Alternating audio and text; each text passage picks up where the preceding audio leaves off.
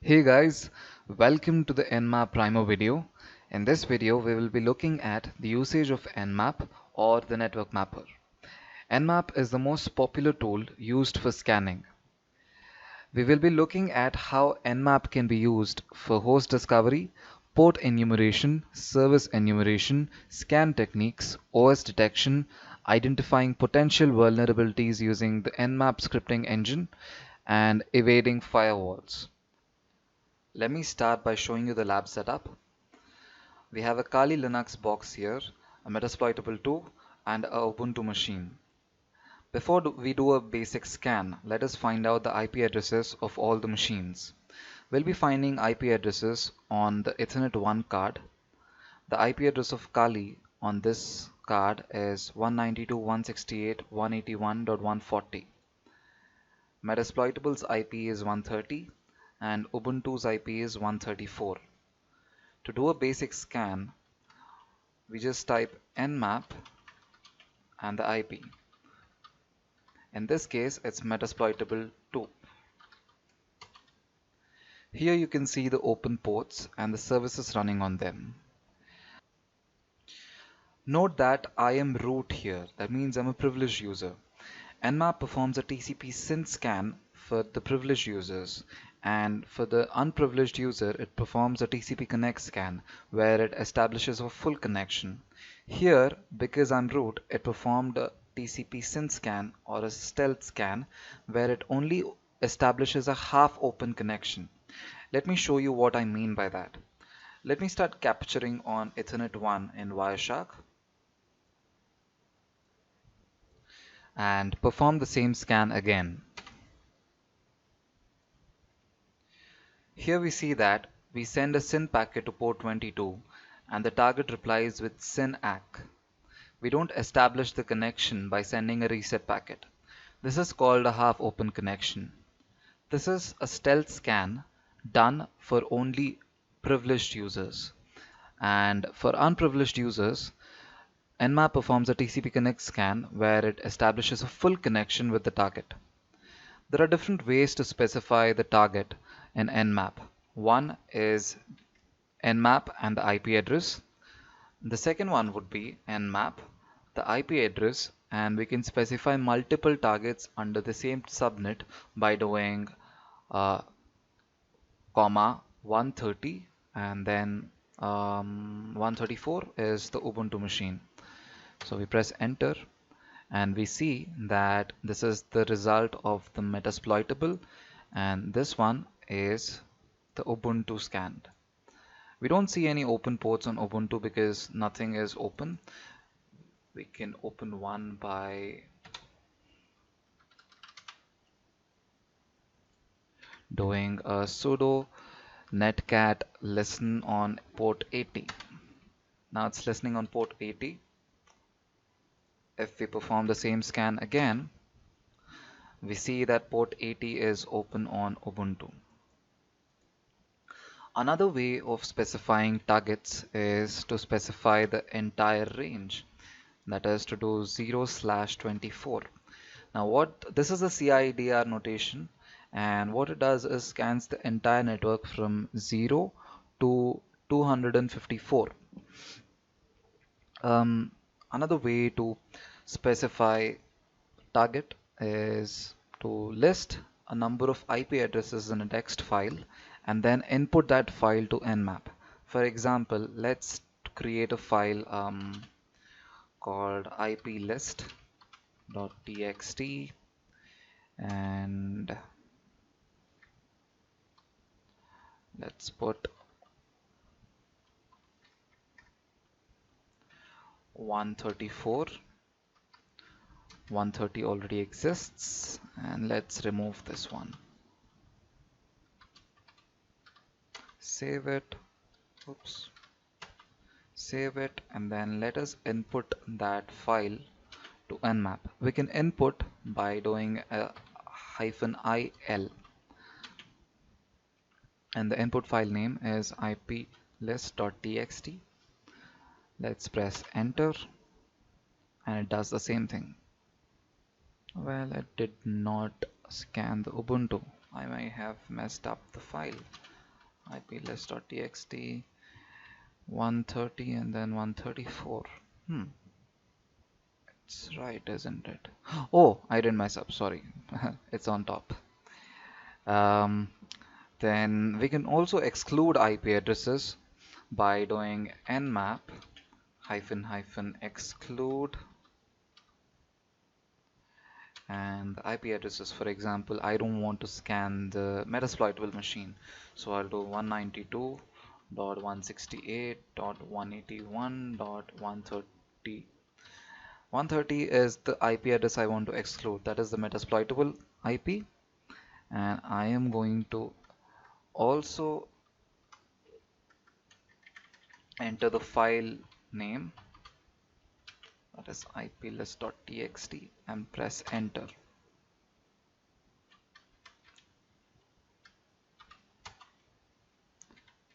Oof, I'm making too many typos today. Exclude.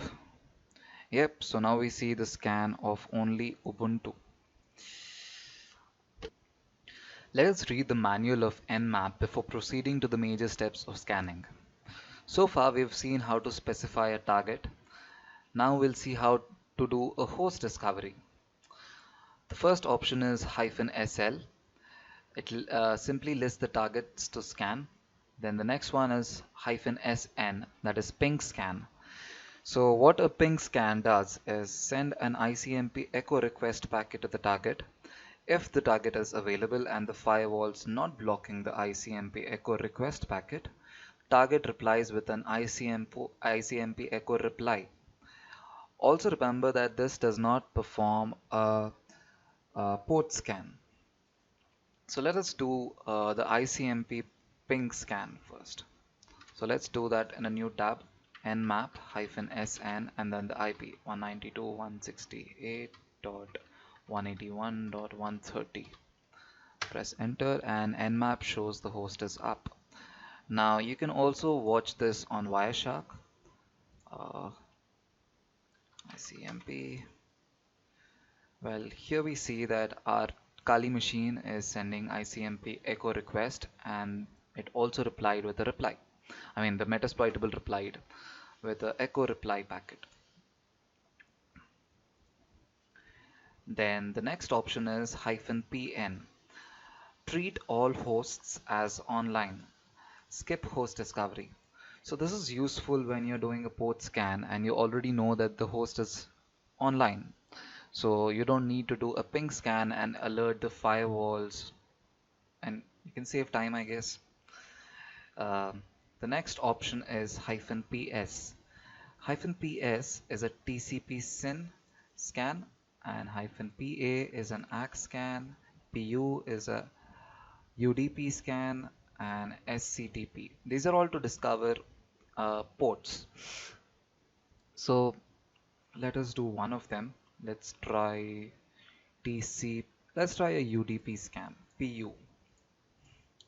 Nmap-pu and the IP address 192.168.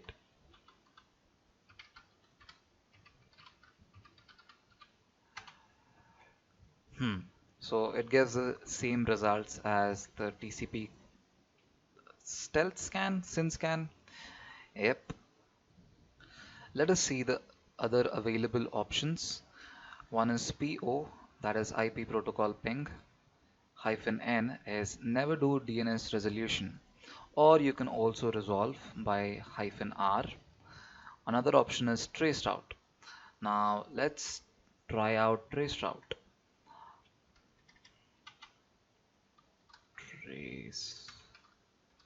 Traceroute, the IP list.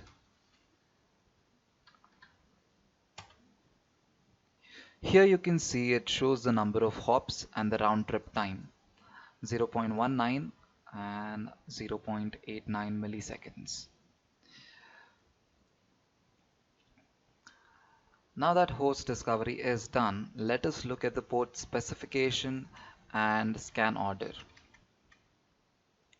Well, let me show you the different ways to specify. You can specify ports. One is -p, nmap -p and the port you want to scan, let's say 22, and the IP 192.168.181.130. Now you see that port 22 is open. We can also specify multiple ports by adding a comma. 22, let's do 443, enter. We see that 443 is closed. Another way to give a range of ports is to do 20. Let's just put a dash, a hyphen between the range. We see the ports that are open between that range. We can also do all ports, that is nmap, and we put another dash in front of the P and press enter. So it's going to take a while because it's scanning all the ports. Here's another tip. You can press enter to see the progress. Now we see that 26% is done and 28 milliseconds is remaining. Sorry, that's seconds, I think. 49% is done.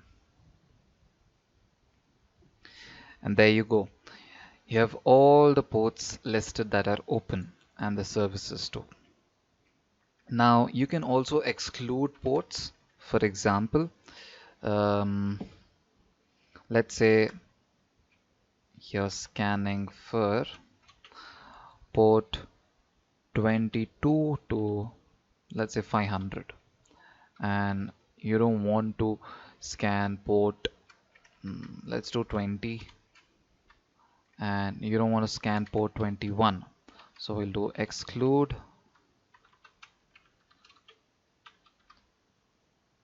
port 21 and press enter. I think it's ports, and here we see that port 21 is excluded. Before, the port 21 was open. I'll show you.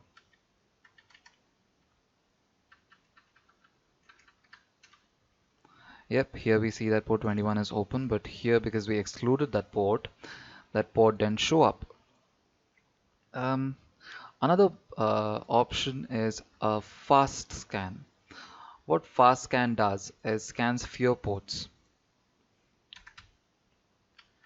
Let's do -F, capital F. There you go. It was quick. And we can also do a port scan of the top most popular ports by doing a top port option. Top ports and press enter. Oh, okay. Top, let's say 100 ports. Yep. Now that you know how to specify ports, Nmap recognizes 6 different port states. They are open, closed, filter, unfiltered, open filtered, and closed filtered. Open port means application is listening for connections on the port. Closed means no application is listening for connections on the port. Filtered means there was no response when the probe was sent. Every probe was dropped and Nmap can't determine if the port is open or closed. Unfiltered means probes were received, but Nmap can't determine the state. Open filtered is port is either filtered or open. Nmap still can't determine the state. Closed filter is port is either filtered or closed. Nmap can't determine the state.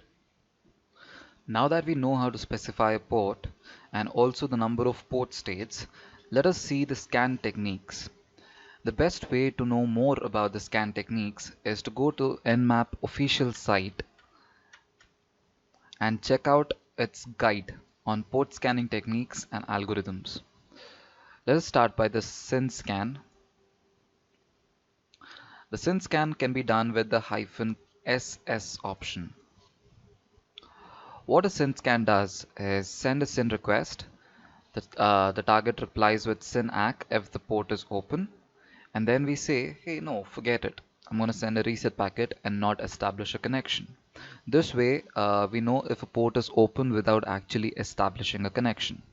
If the port is closed, then the response would be a reset packet from the target machine. Now, what if a firewall is blocking our requests? We send a SYN packet, there is no response. We again try to send a SYN packet, and again there's no response. So it means that there is a firewall and we do not know if the port is open or not. So we call it filtered. So here's a good table of how this works. We send a SYN packet. If the response is acknowledgement, then it's open. If we send a SYN packet and the response is reset, then it is closed. If no response is received, then it's filtered. And other ICMP unreachable errors of type 3, code 1, 2, 3, 9, 10 or 13 are also filtered. So this is a good guide to cross-check when a port is closed, open or filtered. The next scan is TCP Connect Scan. In a TCP Connect Scan, we establish a full connection if a port is open. So we send a SYN packet. The target machine replies with a SYN ACK. Then we send an acknowledgement. Then we grab the banner or the information we need. And we kill the connection by sending a reset packet. Here we are establishing complete connection just to know if a port is open. This is a TCP Connect Scan. Now, if a port is closed, obviously when we send a SYN packet, it will reply with a RST packet, reset packet. Let us look at how the scan works.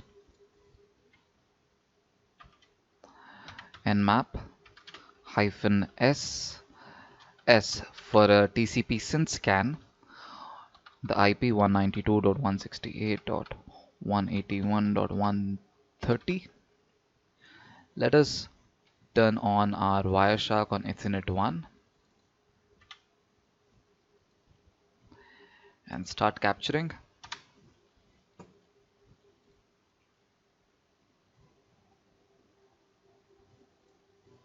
Why didn't it capture?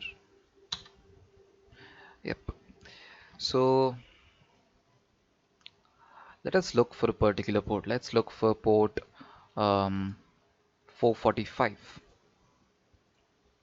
So TCP dot port is equal to 445. So here we see that we send a SYN packet, the target replies with a SYN ACK, and we send a RST to kill the connection. So this is how a half-open connection works.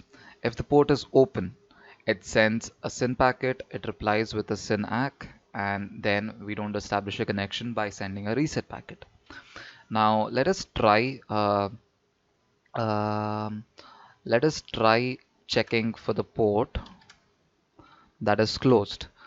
Let's just say port 24. 24 is not open here, so let's specify port 24 and check. So here we see it's closed. So what just happened here? 24. So we send a SYN packet. It responds with a reset packet. That means that the port is closed. Now let's do a similar scan, but we'll do a TCP Connect Scan. So we'll do Nmap -S -ST and the IP address.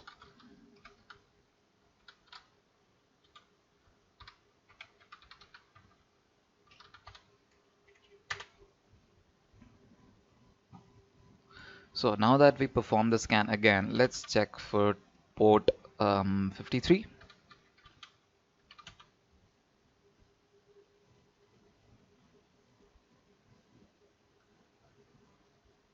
So this was the TCP SYN scan. The TCP Connect Scan starts from here. So we send a SYN packet, target replies with SYN ACK, and we respond by an acknowledgement, and then we kill the connection by a reset acknowledged packet. So this is how a TCP full connection scan works.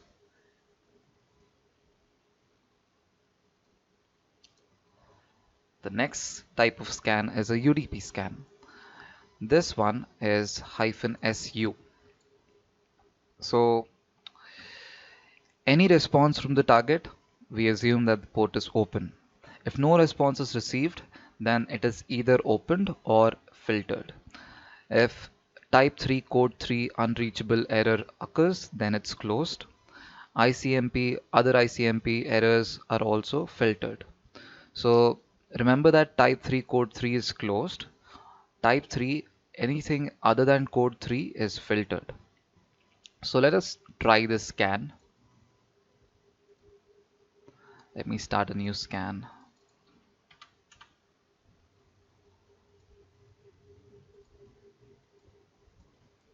So we're gonna do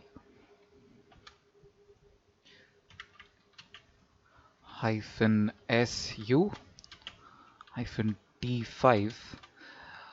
The reason I'm doing a T5 is to increase the intensity of the scan and speed of the scan, because UDP takes a long time.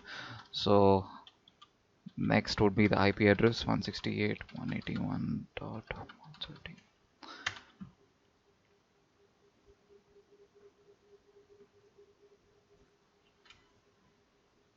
The scan has been completed, so let's look at the Wireshark capture.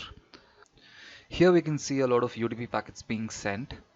We'll look at one of the UDP packet by typing udp.port is equal to, let's say, 137. Press enter, and if I click on the first packet, here we can say it says UDP and the destination port is 137. So we do send a UDP packet, and in response 130 sends us another UDP packet. So that way we determine that 137 is open. Let us look at some other type of scans such as FIN Scan, NULL Scan and XMAS Scan. These type of scans exploit a subtle loophole in the TCP RFC to differentiate between open and closed ports. So what basically happens in these type of scans is that if a port is closed and we do not send a reset packet, this will cause a reset packet to be sent in response. So we know that the port is closed if a reset packet is received on our side. Now basically what happens is when we send a SYN packet or an acknowledgement packet, and if the port is closed, it usually sends us a reset packet saying that the port is closed. Now as long as we do not receive a response, it either means that the port is open or it means that it is filtered. It's behind a firewall. So here it's clearly mentioned that no response received, it's either open or filtered. If we receive a TCP reset packet, then it's closed. ICMP unreachable type 3 code 1, 2, 3, 9, 10, 13 is filtered. Now note that a null scan does not set any bits. So the TCP flag header is 0. And the FIN scan just sets the finish flag in the packet we send. An XMAS scan is basically lighting up the packet like a Christmas tree, where we set the FIN flag, push flag and the urgent flags, all of them. So let's try performing the scan.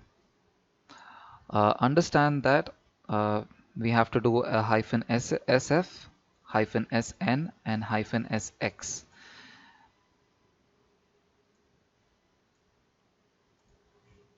So I'm going to do a nmap -SF for a FIN scan, and the IP address is 192.168.181.130.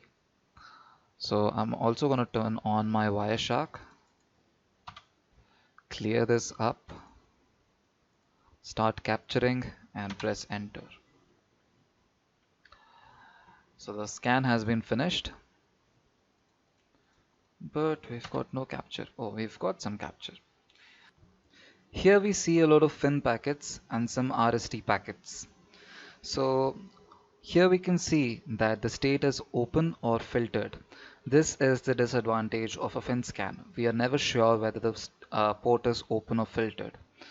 But We know that these ports are open, 111 and 139, all of these ports are open. So here, let's look at 111. We sent a FIN packet and we did not get any response for that. So this means that the port is open or filtered. But for, let's say, some port like 64527, we get a reset packet.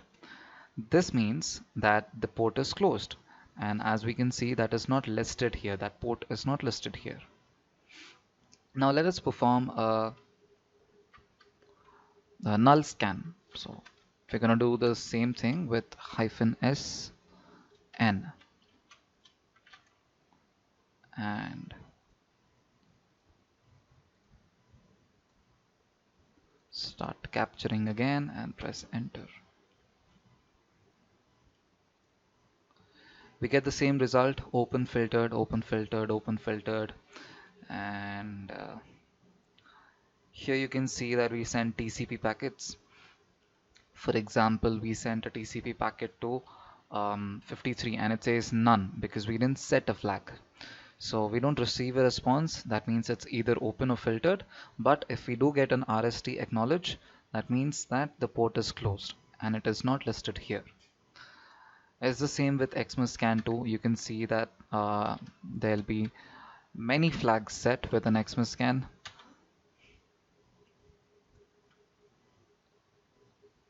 Okay. Yeah, here you can see that there is FIN flag, push flag, and urgent flag set.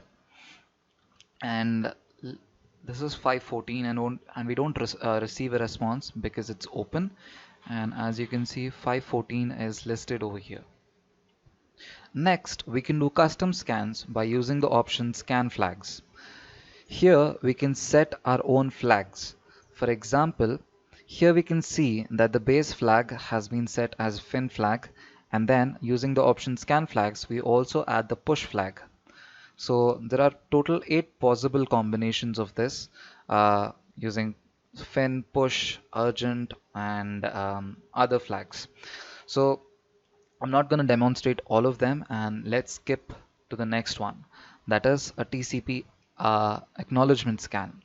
So a TCP acknowledgement scan never determines if a port is open. Rather, it is used to map out the firewall rules, determining whether they're stateful or not and which ports are filtered. So here we can see that when we receive RST as response, it means that it is unfiltered. That means that probes were received, but we do not know whether it's closed or open. If no response is received, that means it's filtered. It can either be closed or open. Type 3 code 1, 2, 3, 9, 10, 13 is also filtered. If you've seen my previous video on network scanning, I've demonstrated how you can craft your own packets with different flags set and test the firewall rules.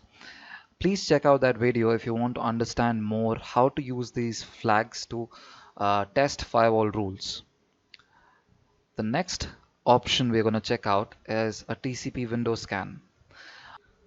A TCP Window Scan examines the TCP window value of the reset packets returned.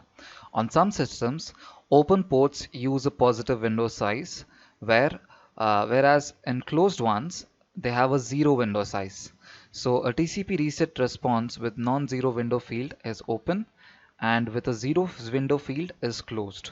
No response or ICMP unreachable error is filtered. The next scan we are going to look at is a TCP Maimon scan. Now Maimon is named after the one who discovered it. It says this technique is exactly the same as NULL, FIN and XMAS scan, except that the probe is FIN or acknowledgement. So according to RFC, a reset packet should be generated in response to a probe, whether it is open or closed. So it doesn't matter if the port is open or closed, it should be sending a reset packet. However, he noticed that most systems usually drop the packet if the port is open. So if no response is received, it means that the port is open or filtered. Filtered because even a firewall may drop the packet. Now, if a TCP reset packet is received, it's closed. If an ICMP unreachable error is received, then it's filtered. Next is the idle scan, the stealthiest of all. We determine whether a TCP port is open or closed by sending a SYN packet, and if the target replies with a SYN ACK, then it means that the port is open. When it replies with a reset packet, the port is closed. This is what we have previously discussed. So, what happens when a machine receives a SYN ACK packet without actually sending a SYN packet? Now, the usual response to a SYN packet is a SYN ACK packet. But if we send a machine an unsolicited SYN ACK packet, it will respond with a reset packet. Similarly, an unsolicited reset packet will be ignored. Now, next thing you need to know is that every packet on the internet has a IP ID. So every packet basically has an ID. So what happens in an idle scan? The first step is to always know the IP ID of the zombie.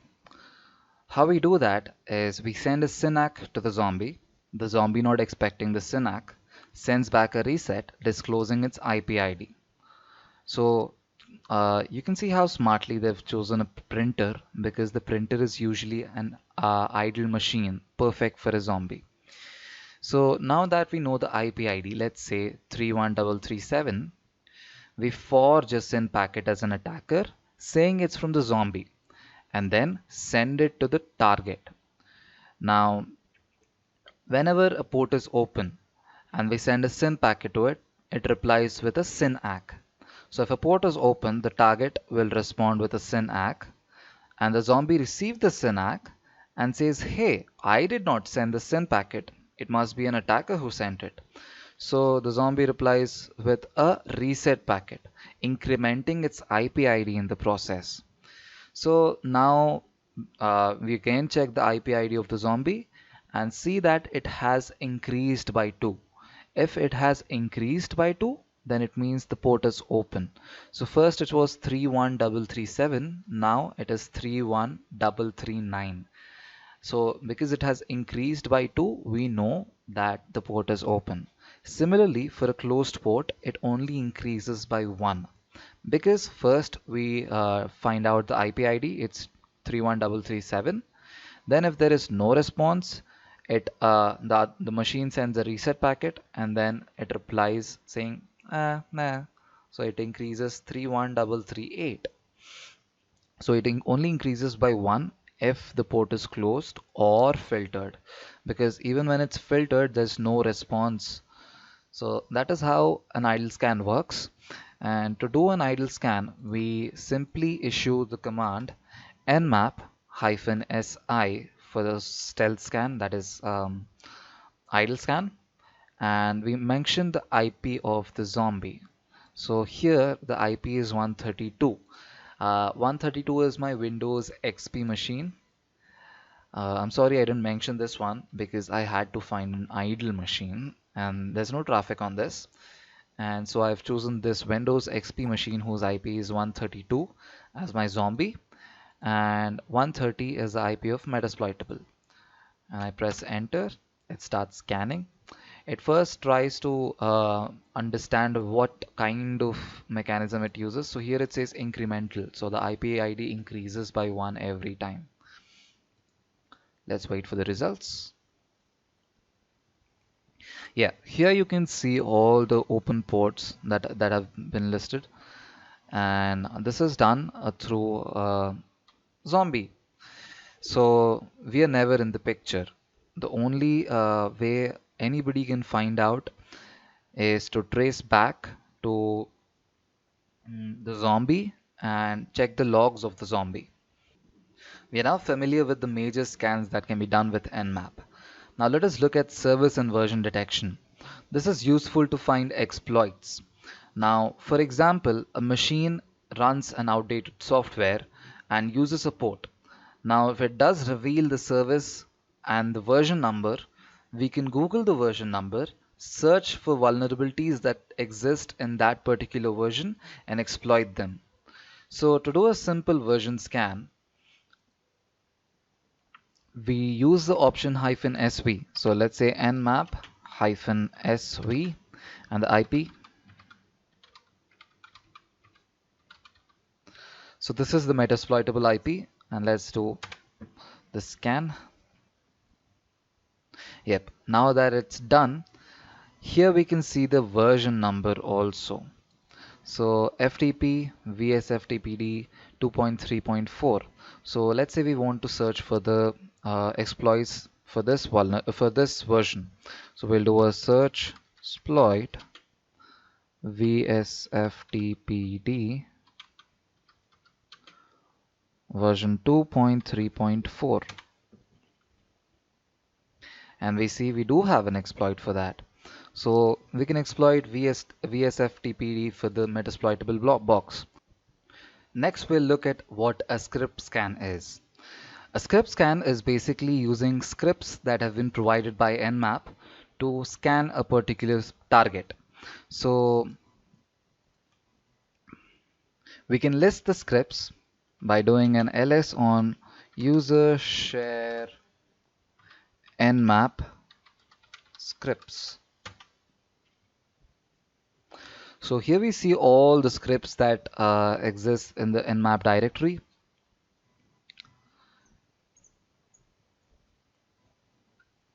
So here we see all the scripts used for SMB enumeration, and we can use this scan by doing an -sc, and let me show you by doing a simple scan nmap -s capital C and the IP. So what this does is uses all the default scripts.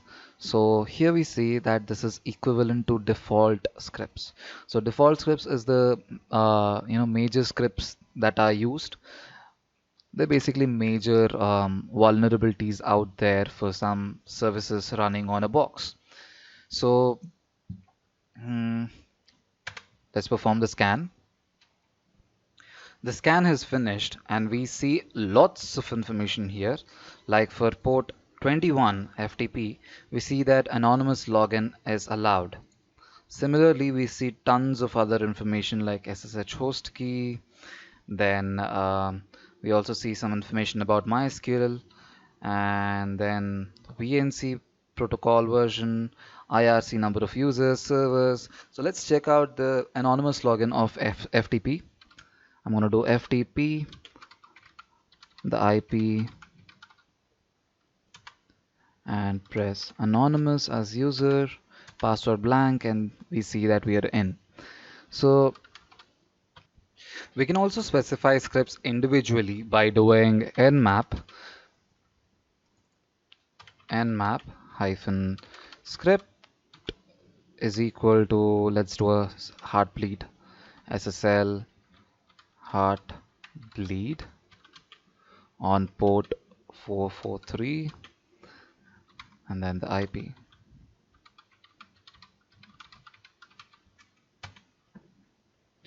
The port is closed, I'm sorry, can't do anything about that. But yeah, that's how you specify a script individually. You can also specify multiple scripts by using a comma, saying comma script 1, then comma script 2, and so on. You can also use wildcards in this way by doing, let's just say SMB and a wildcard that is a asterisk. So what this does is any script that starts with SMB, it uses that script and we get the results of all the scripts that started with SMB. So let's do this scan. Remove the port. So the scripts worked, but unfortunately most say script execution failed. Can't do anything about that, but we can also see that it tried out running a script which checks for the vulnerability MS10054, then 61 and 10 and so on, where it also says that this did not work, saying that the box is not vulnerable to that vulnerability. Some more options that we can try out is script trace. Now this shows all the data sent and received. Now, if we are going to try the same command again for SMB and do a script trace, I think we're going to see a lot of data. Yep, because many scripts are running behind this. And you can also do a script update. This is useful when new scripts are released and you want to be updated. So we can do a script update,